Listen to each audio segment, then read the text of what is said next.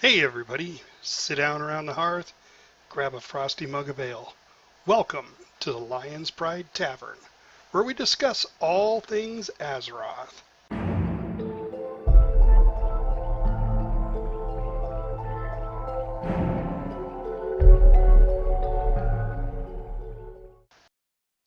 Hey everybody, tonight is going to be a little slow being a holiday weekend again, but we did get 2 raid nights done.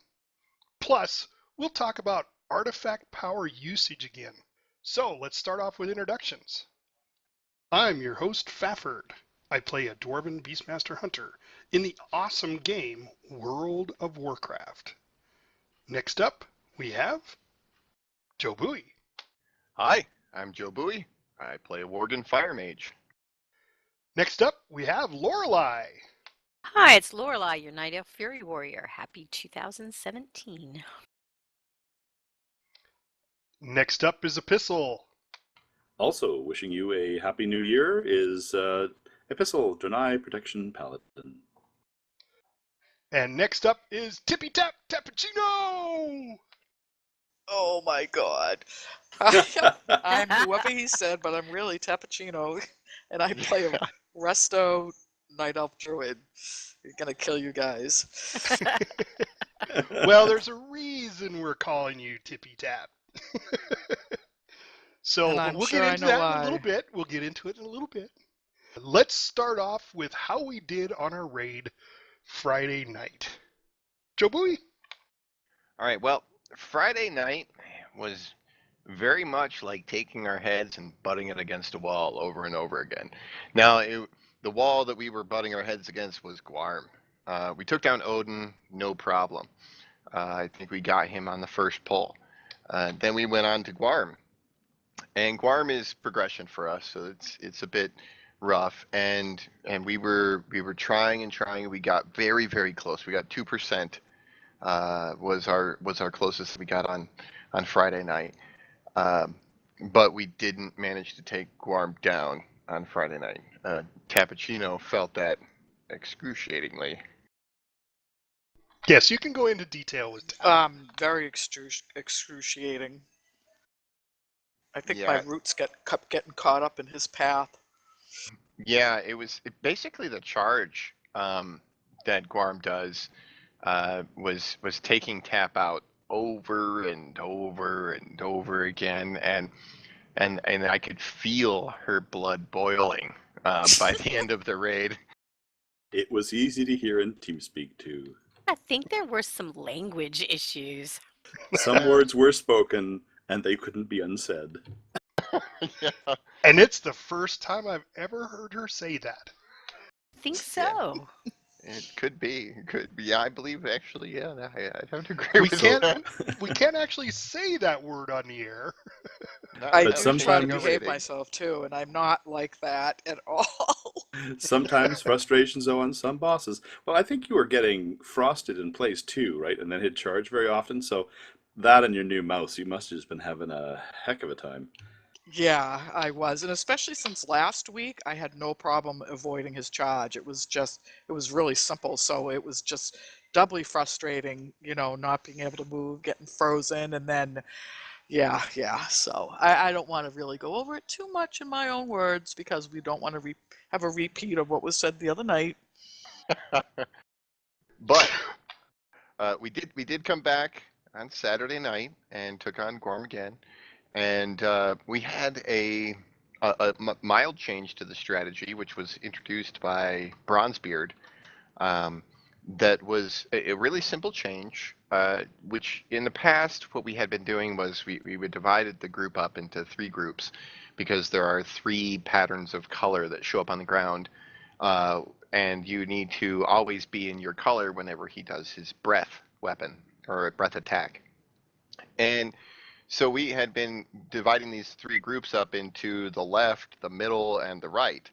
And then whatever color came up on the left, the middle, or the right, that group was then assigned to whatever color happened to come up for them. But Bronze had suggested the idea of, instead of doing that, we would assign each group a color right from the very beginning, And so, like, the first group would be the bluish color, the second group would be the greenish color, and the third group would be the fiery orange color. And they would just stay that color the entire time. And I think that really helped a lot of people out, and it made it a lot simpler for us to do. And we also managed to avoid the charge enough. Tap was absent that night, and we Go figure. I didn't come up with a strategy. but then we managed to take Guarm down, and not only did we take Guarm down on that night, I think it was our second pull that we Yeah. managed to take him out. We went on to do some, instead of taking on Helena, I think is her name, the final boss of Trials of Valor, because that's a very complicated fight, we decided we would go and do some heroic Emerald Nightmare, and we beat the first 3 bosses. We made it all the way through dragons, which was our first time taking down dragons in heroic, and kudos to everybody on that kill. Yeah, Yes. congrats, guys. I'm sorry I missed it. Darn, still celebrating Christmas with the in-laws that night. We see that's why we came up with the nickname Tippy, because we did suspect you might have been slightly in a celebratory mood during that Friday raid. It might have been a couple of little beers, Might I have had that tippled a little night. bit, be a little tipsy.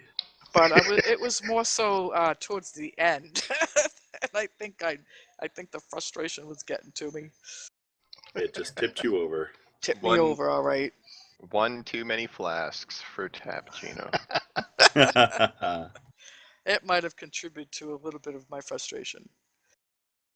So, did you guys, besides, and I'm glad Jobui brought it up, the change in our strategy with Gorm, was there anything else that you guys noticed this weekend that went on during the raid that you might want to bring up, Lorelei? I don't think I remember noticing anything else, but there might have been something going on. Sometimes I've got some sounds turned down a little bit so that I can hear, like the raid leaders.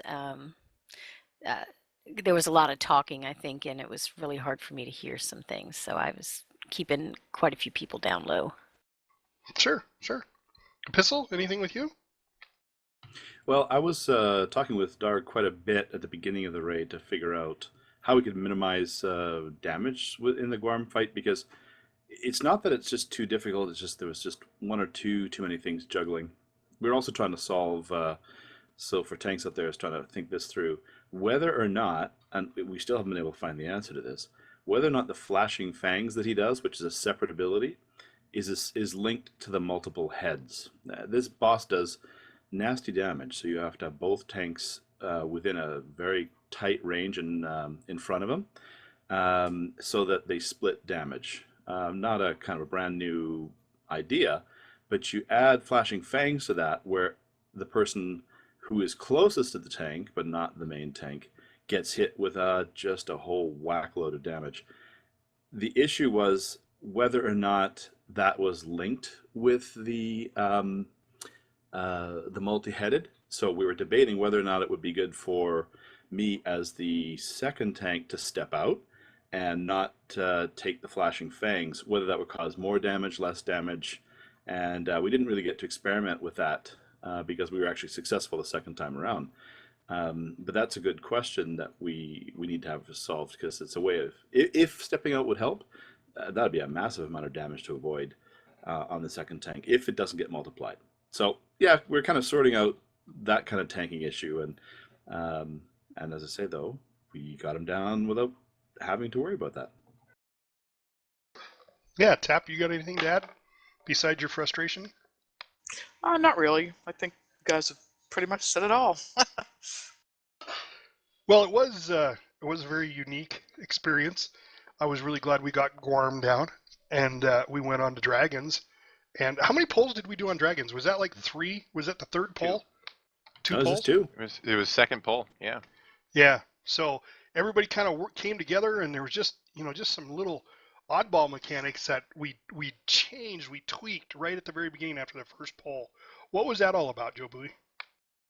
Well, essentially what we had to do there was, in the first poll that we had the added mechanics of stuff coming down from the sky that was taking some folks out, and and basically, I mean, just we had people start using a little bit of their cooldowns and just really focusing the ads down, and just trying to avoid the stuff on the ground for the most part. I think the first thing that really took us out in the first attempt, because we might have done it in the first attempt, the tanks had a little bit of a bumble in their swap, which that ended up causing some pretty catastrophic results. But I mean, they cleaned that up in the second pull, and everybody, did their stuff and really focused those ads, slowing them down, burning them down, and we made it right through. It was pretty clean on the second pull, actually. I'm gonna blame the Pally on that one. The Pally tank? Yeah. Oh wait, Oh, that's yeah. me. Epistle. Yeah. So I would have No. to say that no matter what shape I'm in next week, we should be able to take them both down then. Yeah, easy. I think the problem was we hadn't done it for several weeks. We hadn't done it on normal, and I know the mechanics. I know what we're supposed to do, but it's a very closely timed thing when you have a giant boss in front of you and you have to pull the boss on the other side, and targeting is often the issue. And so I was kind of freewheeling it. So I was just going to click on the other boss and pull him, but that's not reliable. And as soon as I'd done it and taunted the wrong one, I knew we were in trouble, and there was a problem with the cooldowns being ready to go. So I knew that I'd mistargeted from the way I usually do. So next time that won't happen. Didn't happen the next pull again, but a little rusty tank, a little bit of little rust on the Pally tank's gear. That'll do it to you. Well, I don't know about you guys. Now, I was on the left-hand side of the room. We were doing a swap on the flower because it seems to really, if you get in that flower the whole time, unless you're being healed, it'll take you right out. So I noticed a couple of people were like, they were in the flower, and then somebody go, hey, go ahead and get out of the flower and I'll take it, which I thought was awesome because I think that really helped because we stopped losing people real early. Sure. Yeah, I could see that. And now on the other side, we, like I personally did not end up in the flower. I was going into the flower, but somebody else was like, "Oh, I've got it," and so I moved out of it, and I just purely focused on, kill the ads and slow them and burn the dragons.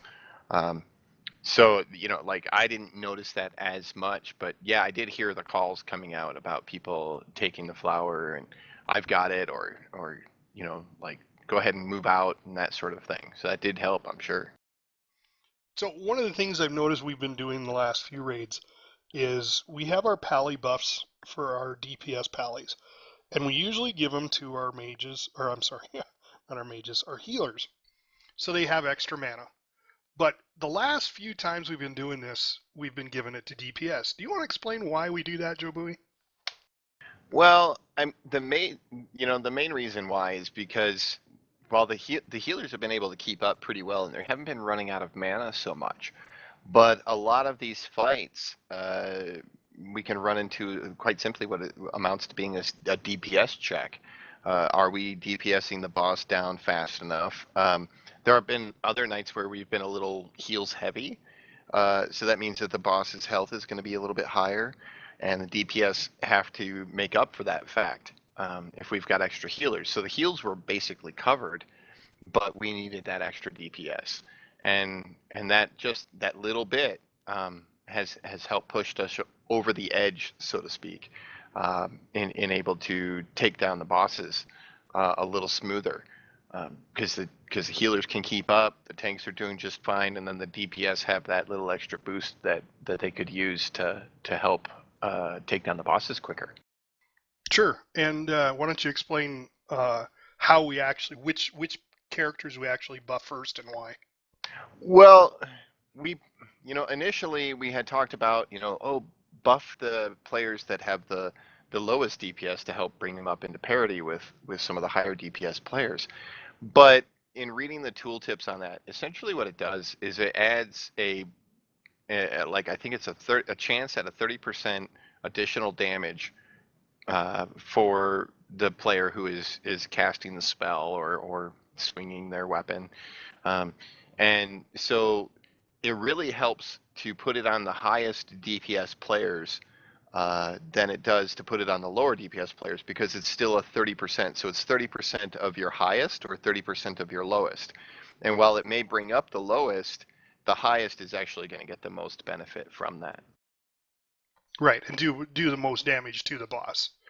So Exactly. if you guys are having problems with your raid, that our listeners are out there, you might want to make that small suggestion to your raid leader. Maybe take the pally buffs and pull them off the healers on certain bosses, especially if you're just getting down to 10% on the boss, 5%, and you're just not quite getting there. And it's not the fact that people are dying early in the raid. Try just changing little things like that. That's what we found in our raids. At least that's what I keep seeing consistently, is that we stay pretty flexible throughout our raid as far as what we'll do. And just like, Bronzebeard making this suggestion on the color, because I tell you what, it really helped me. And I'll be the first to admit it. I was having a tough time because I would get, green one pull, and then, the blue one the next pull, and then the red one the next pull, and then by the fourth pull I was like, holy crap, which one was that? And I'd go guess, and I'd die. Of course, Not being there, I can imagine how much easier that must have been, just knowing what your color is and it's going to stay the same the whole time. That was a really good idea. Kudos to the kid. Yeah. Sometimes you get these ideas after trying it for a while, and then you realize the importance of a different strategy, and I think it's perfectly fine to try it a few times without always feeling like you have to know the perfect strategy from the get-go. Sometimes it's just practice to be able to recognize what a good strategy is. And with that, on that first night, that 2% pull that we did, I died early because I thought I was in the right color and I was not. And I'm usually one of the heavier hitter DPS in the team, and with me dying so early in the raid, and needing to save those battle reses for healers and tanks, that would have made the difference on that 2%. We would have probably gotten that kill if we'd have been using that strategy, because I'm sure I would have been in the right color if I was assigned a color, as opposed to just, I forgot which color I was supposed to be in. Yep. Lorelei, your other raid group, what do they do? Do they assign a color, or? No, we do the same thing like we've been doing with just putting a mark on somebody's head, and then it's like, you're in this group, you're in that group, and you're in the other group, and you just have to remember your color. Gotcha. So I'm more used to that. So it does, both ways work for me. Did you see a difference? Was it easier one way or the other? I'll be honest, because I was messing with my sound, I didn't hear that we were assigned a color, so I just went to the first one in my group and stuck with that. Okay, fair enough. That's good. Hey, I appreciate it. I know another warrior who operates like that. Well, it's weird because I get so used to doing it one way that sometimes I just fall into that. Even though we're doing it differently, I just slip into the way that for me is the normal way to do it, and that's just the one that I'm used to the most. So I do it without even thinking about it. Yeah, makes sense. All right, so we Can I pick up on something that we sort of alluded to but didn't talk much about? You talked about having flexibility in terms of where you put the pally buffs on. But my thought is some groups may not even bother with pally buffs because of all the hassles of putting them on and taking them off. And I'm wondering if it's worth just saying a thing or two about how much of a hassle pally buffs are nowadays. It can be a little rough. Sometimes, like when we're deciding like who gets the pally buffs, how do you base that? Do you base that off of last week's performance? Do you base it off of your performance in the trash, which is vastly different than your performance against the boss? It's a tough call. But I think part of that, at least with our group, there's a lot of comfortability with we know who the consistently on target DPS people are, so we can kind of run down the list and go, okay, well, I know these guys are always producing good numbers, and so we throw them to those folks. And then that isn't to say that the people that don't get the buff aren't good players at all. It's just that, like it's easy to pick out the people that you usually see at the top of the charts and to call those folks out for the buffs. I'm also thinking of the mechanics piece of it too, right? Just trying to get those buffs up. If you have, 3 per DPS pally, if we've got a couple different DPS pallies on, and then one puts on one person, then they can't take it off. Like I'm thinking we're losing 3, 4, 5 minutes sometimes setting up the pally buffs. It's just become, a logistical, a hitch that's probably not necessary if there was a better way to do it, which I don't know that there is. Sure. Yeah, I'd like to see one of the pallies put in charge of assigning buffs, because we usually have the same 3 paladins every time. And if one was assigned to the healers, then we know that we usually have A, B, and C healers show up. That's who they're going to buff. Because I agree. I mean, it just took a long time with trying to figure out who was getting what, and just people had to drop their buffs, and you could hear frustration in people's voices. So I just like to see somebody put in charge of it. Yeah. And Blizzard could make it a little easier if they would just at least, you could see who's gives you the buff. Like, I know when they put it on the healers and I've got the buff on me, and sometimes I might have 2 because, like you said, it would be a good idea to have maybe someone in charge of it. But I can't tell like who gave it to me. So, I can't drop one from this person and keep one from that person. It's either drop them both, or, it would be nice if there was some way of being able to tell, who's got what and who's done what too, for the people getting the buffs as well. Add-on developers, if you're listening, I will send you a free Starbucks card. To get us a nice, easy way to do this and make our life simple. Yeah, I mean, that might be a good suggestion, is to see if there is an add-on out there. And I where, might suggest that to our paladin that normally shows up, Niobe, and see if he, I mean, not that the other 2 don't show up, I'm just saying, assign that to him and see if he can find a good add-on that might make that easier. Especially if we're, from boss to boss, we may say, okay, we're gonna do it more on the DPS than on the healers, or we're gonna do it on both, or so something that would, kind of simplify where it's going. I mean, we kind of know when we start a boss if we're heal heavy or if we're DPS heavy, or kind of where it goes. But not everybody may know that, especially with open raid. We have a bunch of new people that may be together. It would be nice to have something that would give people an easier time figuring out those pally buffs, because they are useful for sure. Yeah, no, I think it's an awesome idea to put one person in charge of it. And I might just talk to one of them and say, look, you show up almost all the time. I'm going to put you in charge of it. You can just whisper me and say, which way do you want this? Do you want it heal heavy? Do you want it DPS heavy? And then, go from there. So I think I might have the perfect person for that. We'll just see if they're willing. So I do want to bring up another question, though. So when you're not raiding on raid night, what are you doing when you're playing WoW? Jobui? I am running around collecting artifact power from any available source. Like I'm trying to suck the energy out of the world and put it into my weapon. And then the other thing that I tend to be doing, at least lately, is leveling up alts. I've started working on my DK lately. Now, I've been working on my DK for a rather funny reason, or at least some people might think it's funny.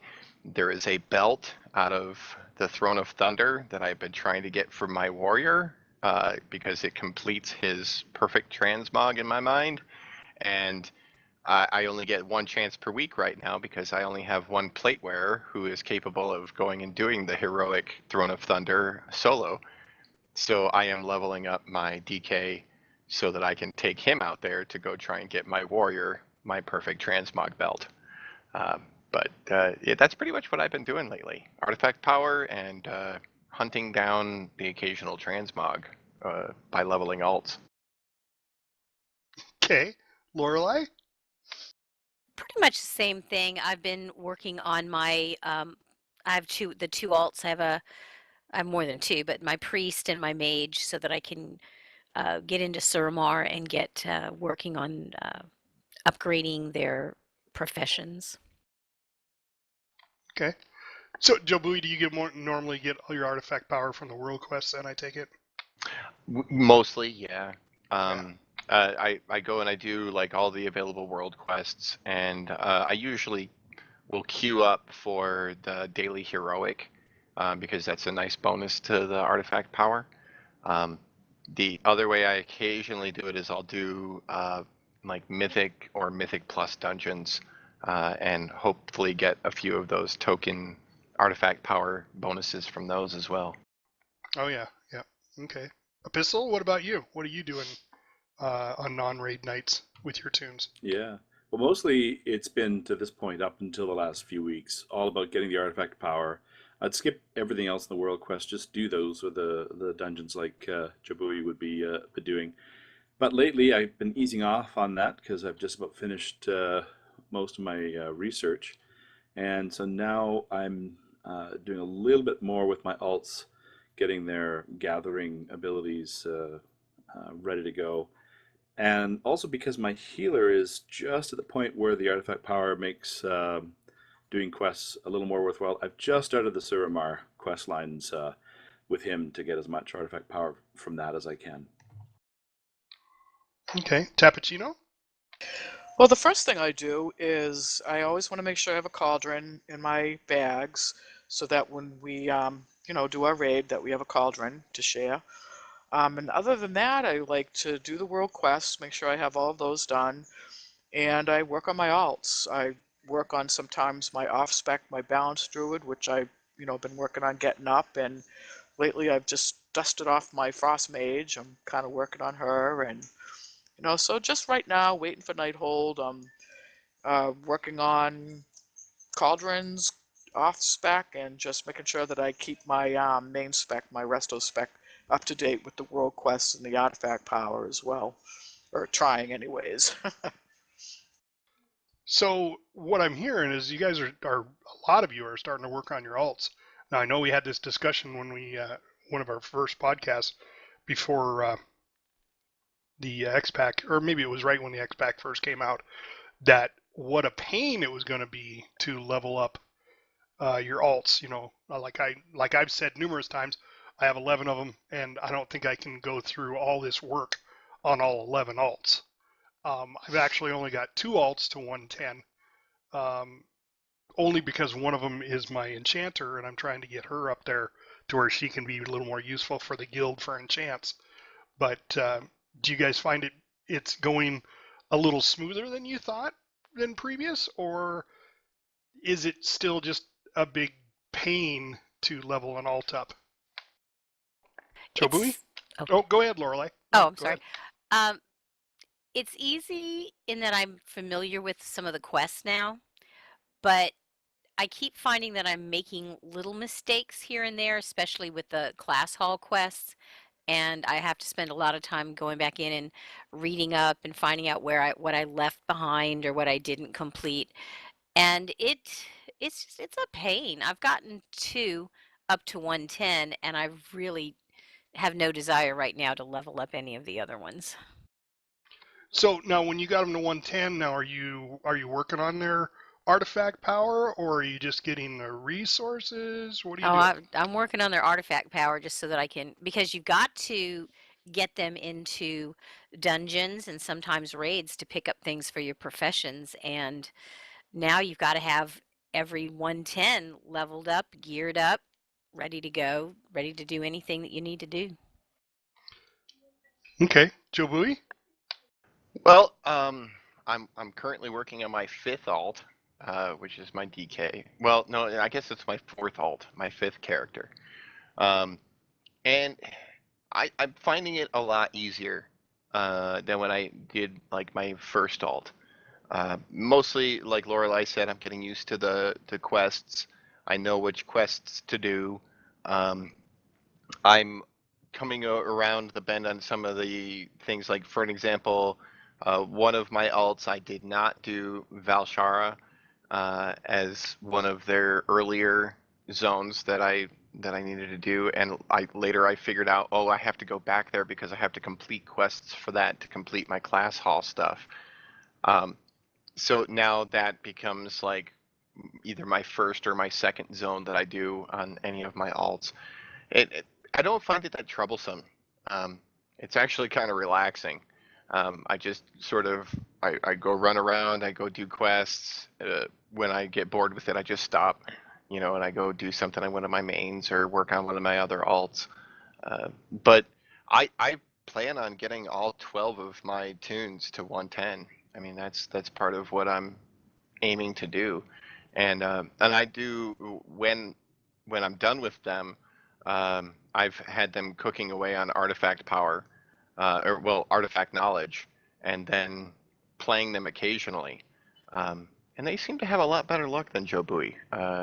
Two of them so far have gotten legendaries. One of them got the best legendary for that class and spec. So they're doing all right. I don't play them that often, just mostly to log them in, get stuff, and then log back out. Yeah, but that's your lucky warrior, right? No, actually, that was my Demon Hunter that got the best legendary for Demon Hunter, for Havoc Demon Hunter, the DPS spec. Got a fantastic ring that I didn't know how good it was till I looked it up, and then everybody was like, "Yeah, it's the best one for Havoc Demon Hunter," and I was like, "Wow, what luck she seems to have." Interesting. How about you, Epistle? I am waiting on leveling any more alts until flying. So it's all about when I can, soar up, land on the quest I need to do, finish up, move on. That's when I'll level my alts. But till now, I've got a healer, I've got a tank, and I've got a DPS. What more could somebody want? Yeah, okay. I understand that. How about Tapachino? Well, I did level up a Demon Hunter. I think I've talked about that before and how much fun she is to play. But I haven't really gone on to her too much lately.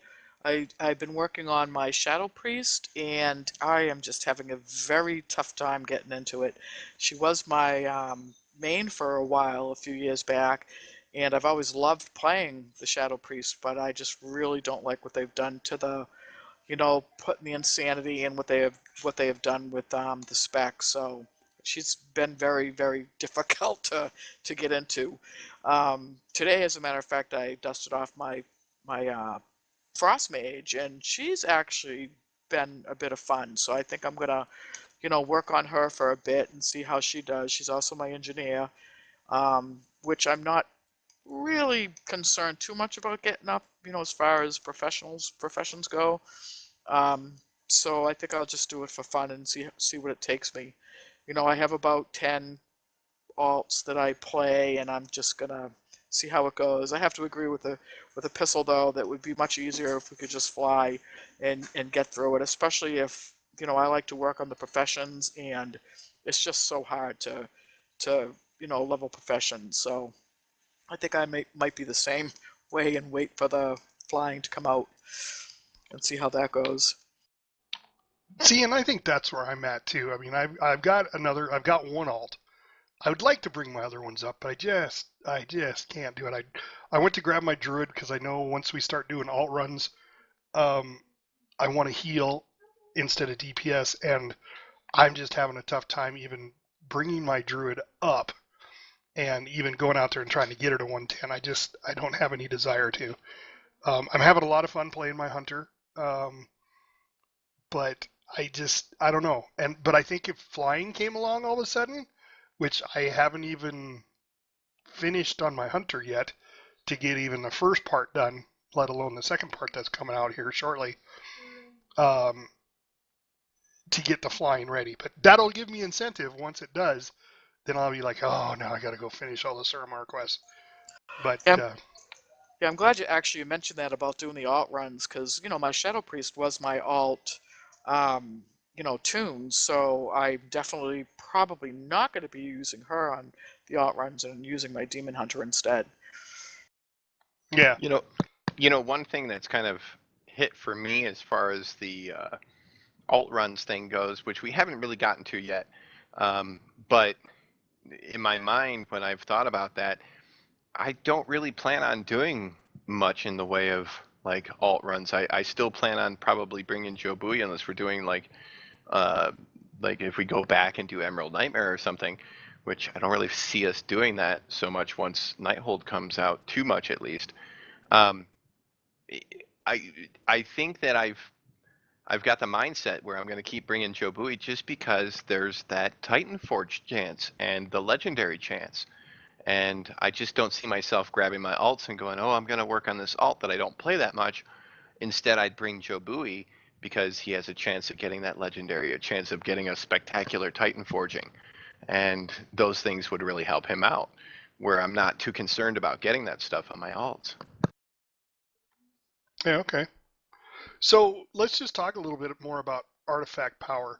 How are you guys distributing your artifact power? Are you putting your artifact power into your off specs, or are you just sticking with your main spec and going into your Paragon ranks? Jobui?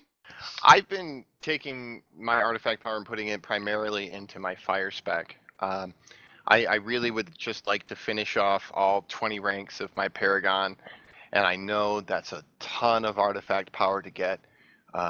You know, you're talking upwards of like 40 million artifact power to complete that. You know, probably even more than it's probably closer to 50 million. But I just I know that I'm going to raid with him, and I know, you know, that I want to keep fire spec, and so I keep putting my power into that. I did take about 150,000 artifact power and put it into my frost spec, and just to play around with it a little bit. But after that, I just have put every last little bit of artifact power into my main spec for Jobui, just because I want my fire spec to be my top spec, and I feel like if I don't put all my artifact power into that, that it will you know, diminish him in the long run. You know, and I know that I could make up the artifact power that I do invest in Frostspec, but I just don't see the point if I'm going to be focusing specifically on fire. Okay. How about Lorelei? I've been putting most of mine into Lorelei's weapon. I put in about 4,700 into arms, the arms weapon, just to play around, like Jobui said. I would like to get that weapon up, but I don't want to take away too much from this weapon because I'm working on that Paragon piece, and that's just taking so much artifact power to get there. And I really would like to try my other spec. Usually I don't. I just stick with Fury. But I'm really curious to see what the arms spec would do. I'd like to be able to work on them both at the same time, but I just think I'd be cheating myself out. Okay, yeah. So for some of you that don't know what the Paragon ranks are, Jobui, why don't you explain it? Well, there's 34 base ranks for every artifact weapon, and then there's a 35th rank that's there, which I've heard referred to as Paragon rank. That's what I usually call it. And I think Pistol pointed out that it's kind of a throwback to what was it? You said it was Pistol? Diablo. Yeah, for Diablo, and essentially that Paragon rank, there are 20 ranks available in it, where you can keep leveling that one up 20 times. Some of them there's only 3, but with that one there's 20, and by 20 that you've reached max power for your artifact weapon, and that's essentially what we're talking about there. Yeah, okay. I just wanted everybody to understand what we were talking about so they weren't like lost. So Epistle, where do you put most of your artifact power? Do you do any in your off spec, or is it just your main? It's just main, and that's because as a tank, the bonuses in the Paragon ranks are all armor, and armor is always a beautiful thing. Mitigation. So I can't imagine doing it any other way. I have an alt that does DPS and an alt that does healing, so to me this is the raid tune, and the easier I can make healers' lives, the better. So it's always going there all the time. And we love Okay. you for that, by the way. You're welcome. Coming from the healer, Tapachino, what do you do? Well, right now I'm at that first point where, you know, I filled up all of my weapon, you know, on my healer. So my total ranks purchased is now 35. I personally don't understand that whole Paragon thing myself, because it says like my stamina increases so much up to 34 traits. Damage dealt increased so much by 34 traits. So being 35, I just haven't gotten into understanding all that just yet, because I'm new to it. But at the same time, I do want to put something into my balance spec, because if we are heals heavy, for instance, in a raid, I'd like to be able to switch to my DPS spec, and at least be able to maybe in a fight, go into boomkin and DPS. So right now, I'm kind of torn about it. If I have a real lot of artifact power, say from a world quest, I'm going to put it into my healing spec. But if I have, just a couple thousand, you get those little trinkets and stuff, then I'll go and put it into my DPS spec. For now, I'm kind of working that out to see what I'm going to do. But mostly it's the healing, and then, kind of working on my DPS as well, to kind of off spec. A question I've had too is, as you put more points into that Paragon ranking, does it actually level up your weapon at the same time in terms of its overall eye level? No. The item level is completely dependent upon the item level of the 3 relics that you have placed into the slots for your weapon. Okay. Yeah, the Paragon ranks make no difference at all on the item level, nor do they increase your stamina like Tap was talking about.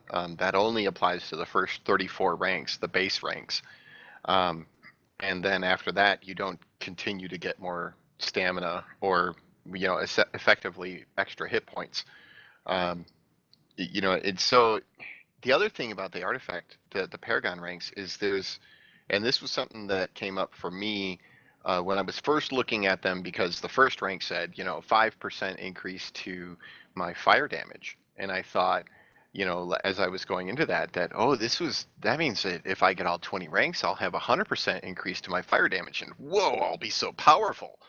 And I got my second rank, and instead of an additional 5%, I got an additional 0.5%. Meaning that I'll max out around 15% increase, which is still very good, but it's nowhere near as good as I thought it was going to be.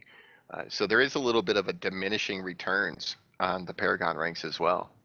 Jobui, if I time. can ask you, where do you see that? Like, you say you saw an increase in your fire spell. Where, where exactly do you see that when you reach that stage, that Paragon step? Do you see it in your spell, like in your spell book, or? Well, you see it in a couple of places, actually. The first place you see it is if you mouse over on the gold dragon circle for your Paragon rank, which all artifact weapons will have that extra gold dragon that's kind of off to the side. It's in different spots on different weapons, but it's always not connected by one of the lines on your primary, 34 ranks. Those are all connected by lines. And if you mouse over on that, it'll tell you increases whatever by whatever percentage. In my case, right now, I am currently on my 7th rank of Paragon, so it increases my fire damage by 8%.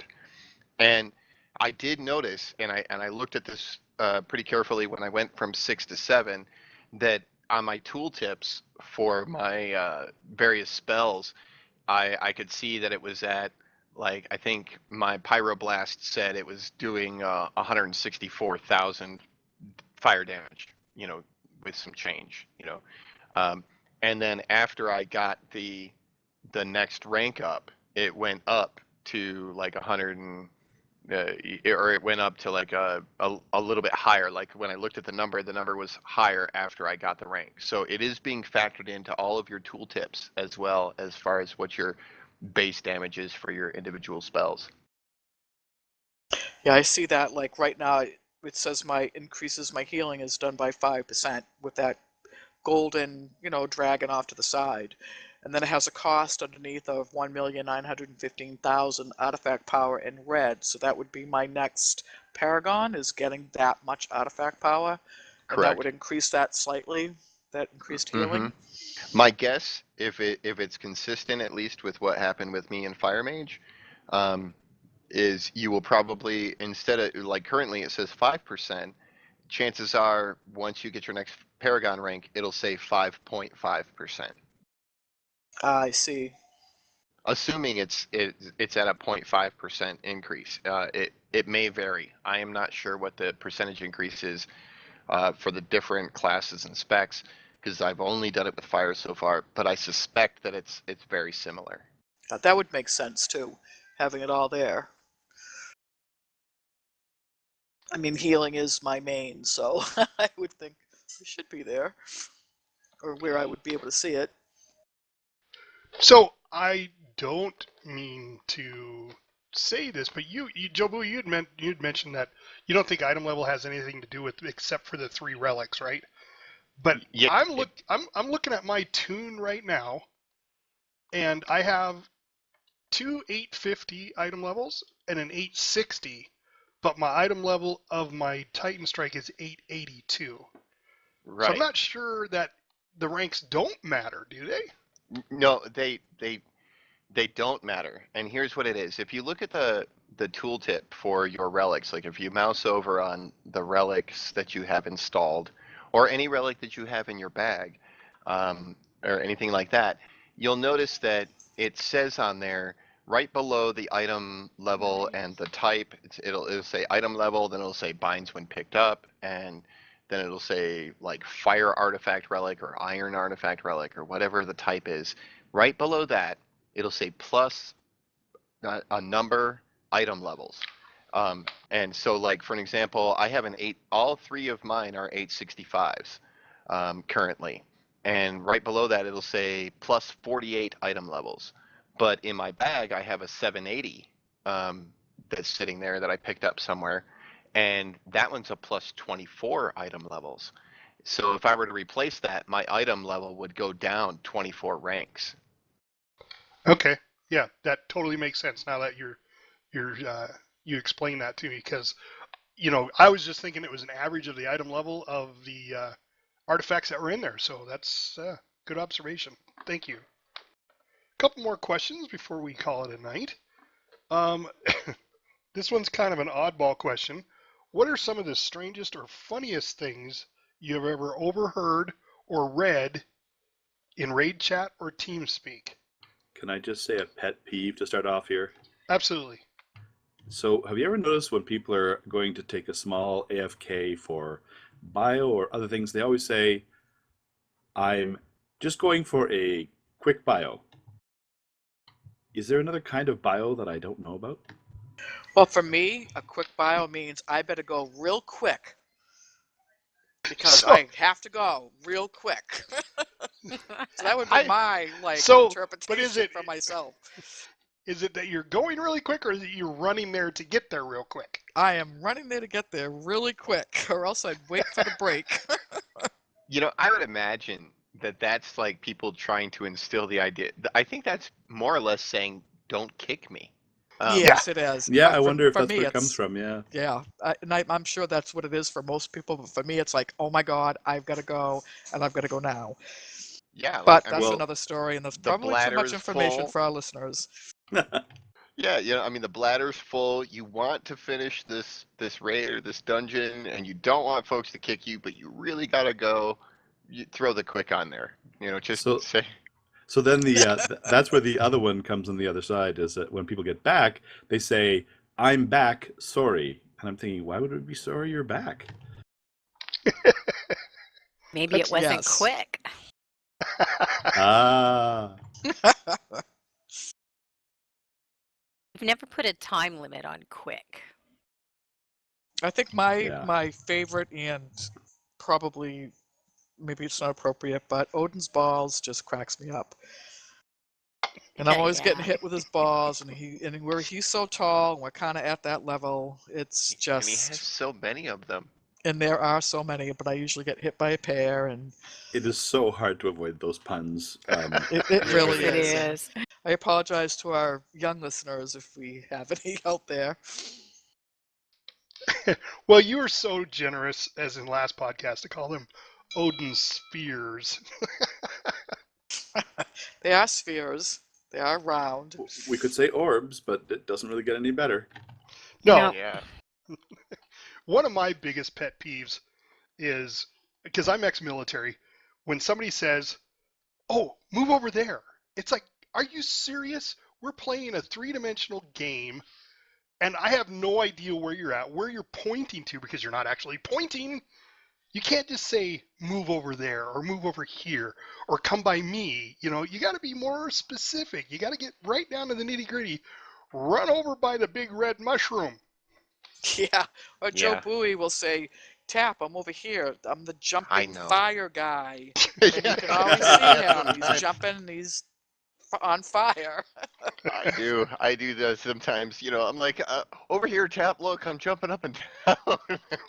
And I see this ball of flames, basically. "Oh, yeah, there you are. I see you."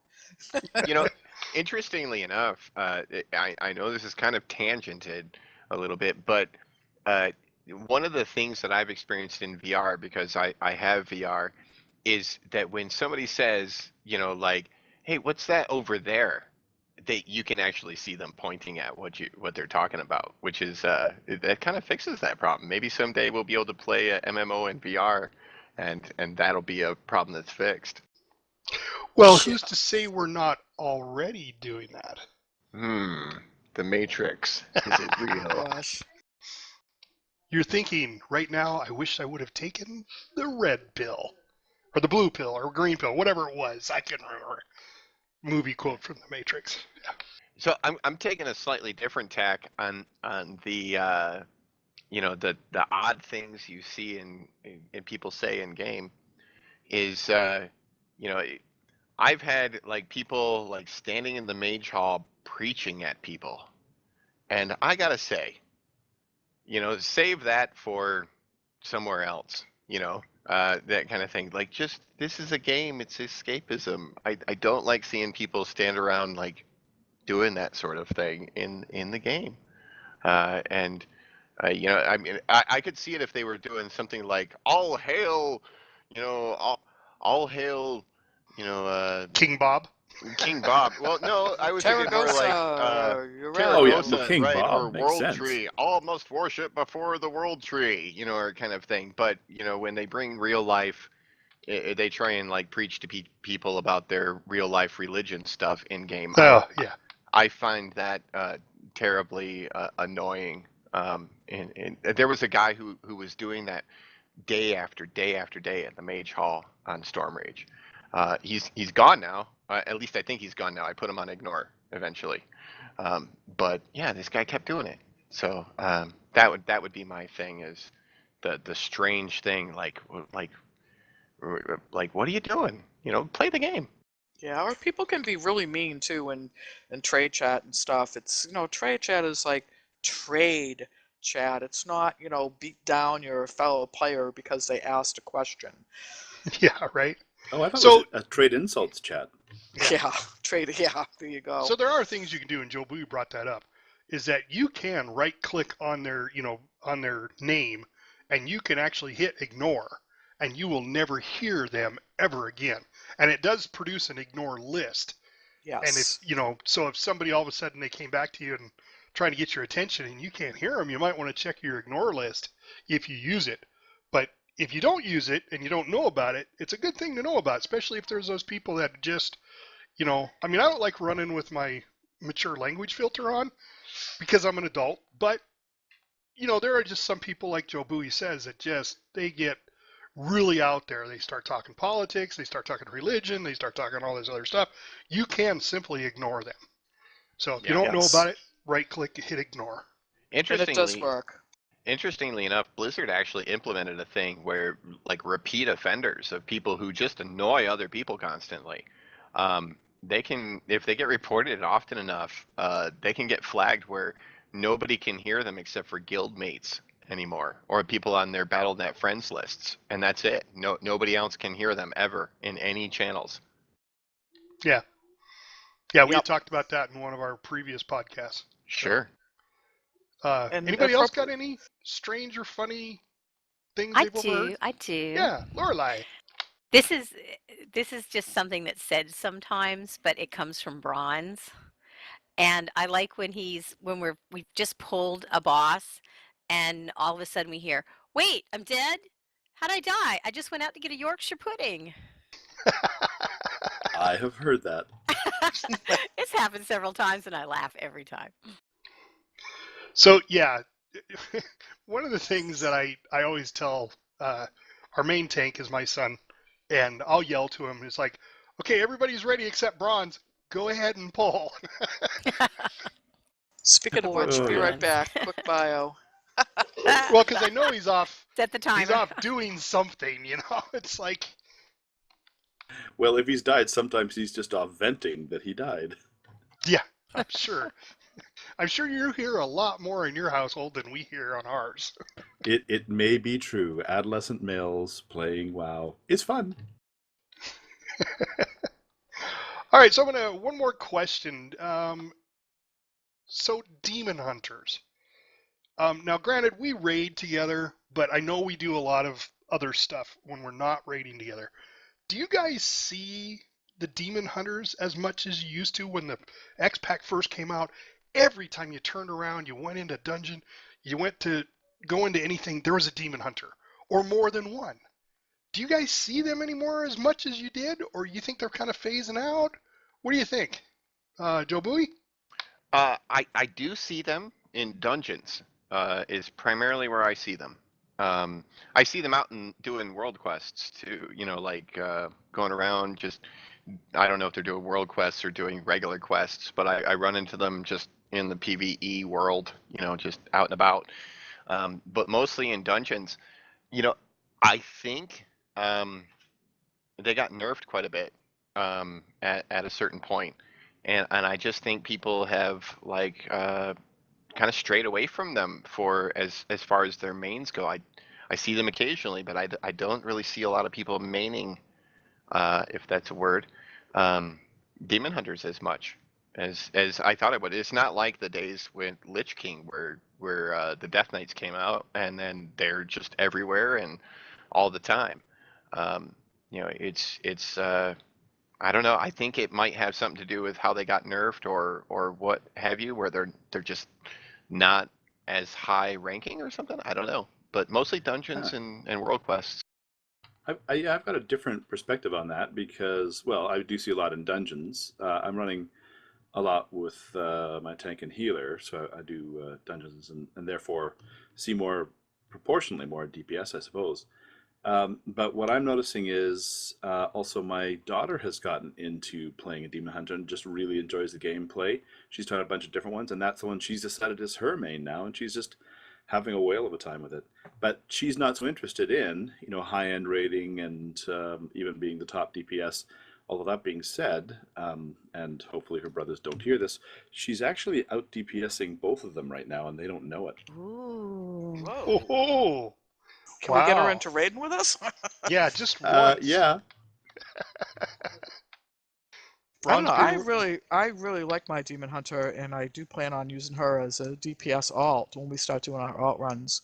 So I don't know why they wouldn't be. Were they nerfed a lot? I really haven't noticed.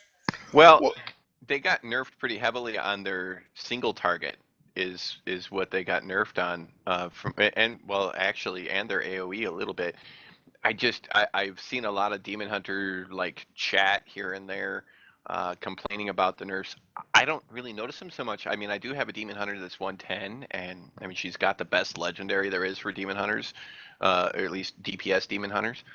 But her DPS is not that great, and it's probably due to my inexperience with playing them. But I've heard they got nerfed pretty hard to the point where most of the other specs are just more viable.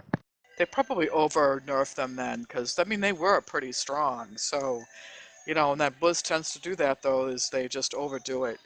Hopefully they'll make an adjustment, next time and, get them kind of more in line with the other DPS specs, because they are fun to play. And I really would like to be a viable DPS player in our alts with her. yeah, I'm just not seeing them out there as much as I used to. I mean, I remember turning around every time and there'd be a demon hunter somewhere. And now I can run around out there doing world quests. Every once in a while, I'll see a demon jump up and do his little fire spit and, do something. But Yeah, Just I don't haven't, see them out. yeah, I haven't either. It's that you mention it. I wonder if people are just having to spend so much time on their main tunes to get them ready for raids that, that after the first couple of weeks, the demon hunters just kind of are sitting in a closet, and because that's where mine is right now. I don't even know Yeah. what's going on with her. Yeah, that makes sense. I mean, even though mine's 110, it was easy to get her up to 110 because she starts at such a high level anyways, and there's just so much other things to do with the mains. That would make a lot of sense. Yeah, I don't switch out and play seriously any of my alts. I don't invest a lot of time into them because until I'm done collecting all my artifact power on my main for the day, and done all the things that I can do to make him more powerful reasonably, without like joining raids or something of that nature, then I don't really play my alts. I don't really touch them. They just sit there and their artifact knowledge builds up, and then I log in every now and again and I swap out their artifact knowledge and maybe swap out their champion quests, and that's about it. That's probably why we're not doing a lot of even talking about alt raids. We haven't even said anything about it until just recently, because I think we've been all pretty busy with our mains. It's been lots to do. Well, yeah, because it is such a long process to get your artifact weapon up. And it depends on how often you play. I mean, that's why I posed the question: what do you do with your time? Are you spending your artifact power strictly on your main? Because I'm sure people are out there going, what should I do? So I guess it really depends on what direction you want to go with your tune, but it just takes forever. I mean, I literally just this week got to the Paragons. And I know a couple of you have gotten past that and you're working on multiple Paragon levels, but, and I'm not a power player by any means. I play occasionally. My wife plays probably more than I do, but, I've finally gotten there, but I've solely concentrated on my main. And I did like my Demon Hunter, but I just, when we started getting into the raids, I needed to spend the time on the main tune with getting the artifact power up, and so that's why I kind of posed those questions tonight. So yes, guys, we have run out of time, so I just want to say Happy New Year 2017. Hope it's a great year. We'll see you all on this coming Friday and Saturday, and hopefully our listeners will throw some questions our way. Don't forget, just email them to lionsprideTavern@yahoo.com.